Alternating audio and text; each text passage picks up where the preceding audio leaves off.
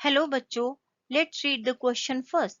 The question says, which one of the following is not a characteristic feature during mitosis in somatic cells? हमारे पास 4 options हैं. जो हमें first option है वो है disappearance of nucleolus, second है synapses, third है chromosome movement and fourth है spindle fibers. तो अगर हम यहाँ पे अपना की कॉन्सेप्ट देखें तो की कॉन्सेप्ट में हमारे पास आ जाएगा माइटोसिस, क्योंकि यहाँ पे हम पर्टिकुलरली माइटोसिस की बात कर रहे हैं.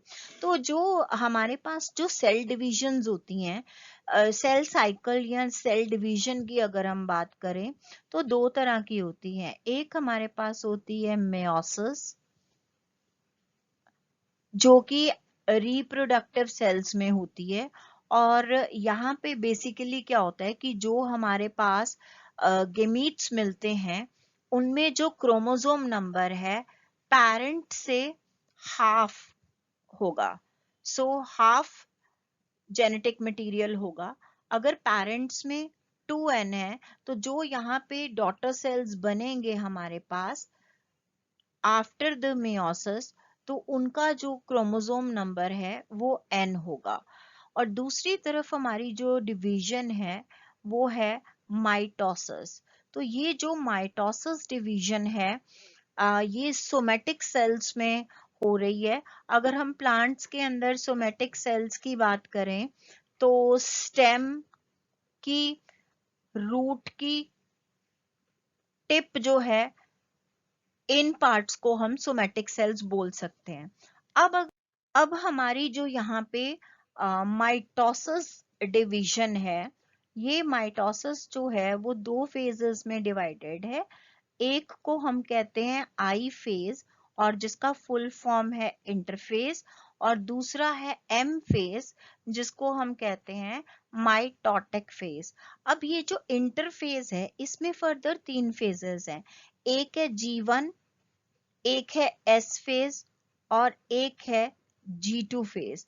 अब यहाँ पे जो G1 फेज है ये डीएनए सिंथेसिस से पहले आ रही है, तो हम इसको कहते हैं प्रीसीडिंग डीएनए सिंथेसिस, यानी डीएनए सिंथेसिस से पहले. तो वो जो फेज हो गई हमारी वो हो जाएगी G1 फेज. उसके बाद जो S फेज है इसको सिंथेसिस फेज कहते हैं और इसके अंदर जो है वो डीएनए सिंथेसाइज होता है. तो डीएनए सिंथेसिस हो रहा है. अब तीसरी G2 फेज है, ये एक्चुअल में वो पीरियड है जिसको हम मानेंगे बिटवीन,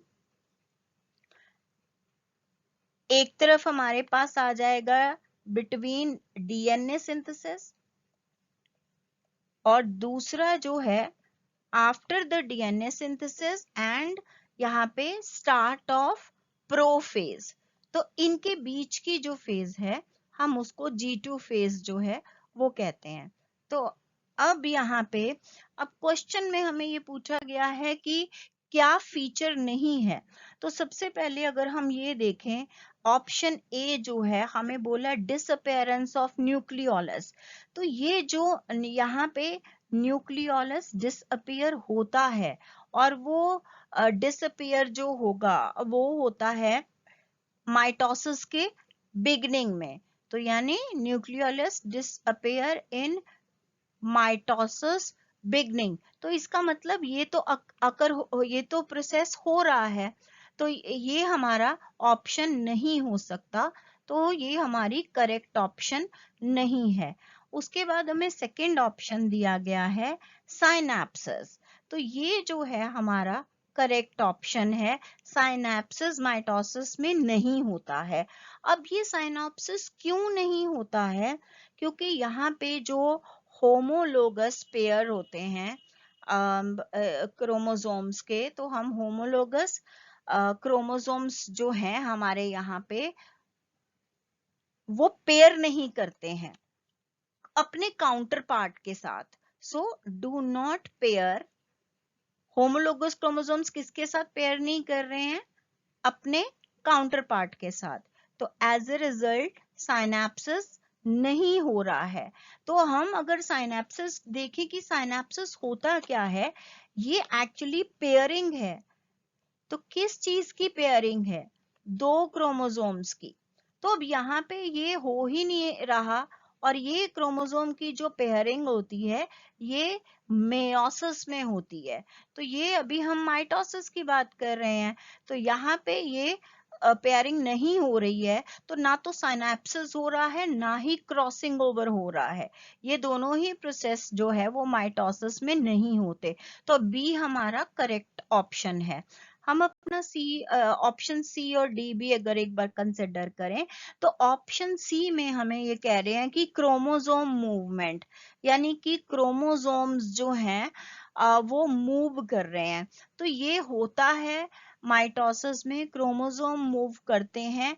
ये माइटोसिस, अगर तो ये क्लोज्ड माइटोसिस है, तो क्लोज्ड, या तो क्लोज्ड हो सकती है या फिर ये हो सकती है ओपन माइटोसिस। अब अगर हम इन दोनों को कंपेयर करते हैं तो क्रोमोसोम मूवमेंट तो दोनों में है।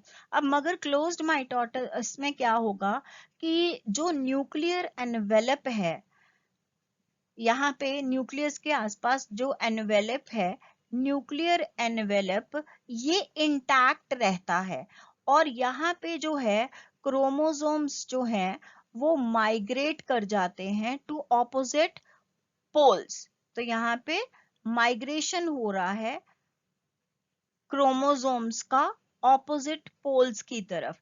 और अगर हम बात करें ओपन माइटोसिस की, इस केस में जो न्यूक्लियर एनवेलप है ये टूट जाता है, ये टूट जाएगा, और यहाँ पे फिर ये रीफॉर्म होगा। जब वो क्रोमोसोम्स जो हैं 2 सेट बन जाएंगे सेपरेटेड क्रोमोसोम्स के, तो उनके उन 2 सेट्स के अराउंड, ये जो क्रोमोसोम्स के 2 सेट्स बने हैं उनके अराउंड ये फिर से डेवलप हो जाएगा।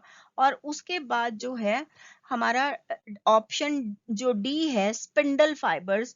तो स्पिंडल फाइबर्स जो हैं ये बनते हैं एट ऑपोजिट पोल्स। तो यहाँ पे ऑपोजिट जो 2 पोल्स आते हैं हमारे पास डिवीजन के दौरान, तो वहां पे ये स्पिंडल फाइबर्स बनते हैं। ये एक्चुअल में पार्ट हैं। ये किस चीज का पार्ट है? स्पिंडल अपरेटस का। तो these are part of spindle fibres, are part of spindle apparatus. और फिर यहाँ पे जिसकी वजह से जो है क्रोमोसोम्स जो हैं वो मूव करते हैं। तो ये प्रोसेस भी, ये स्पिंडल फाइबर्स भी बन रहे हैं माइटोसिस के अंदर। तो हमारा जो करेक्ट ऑप्शन है वो है option b, that is synapsis जो है वो नहीं होता माइटोसिस में। I hope you understood it well. Best of luck.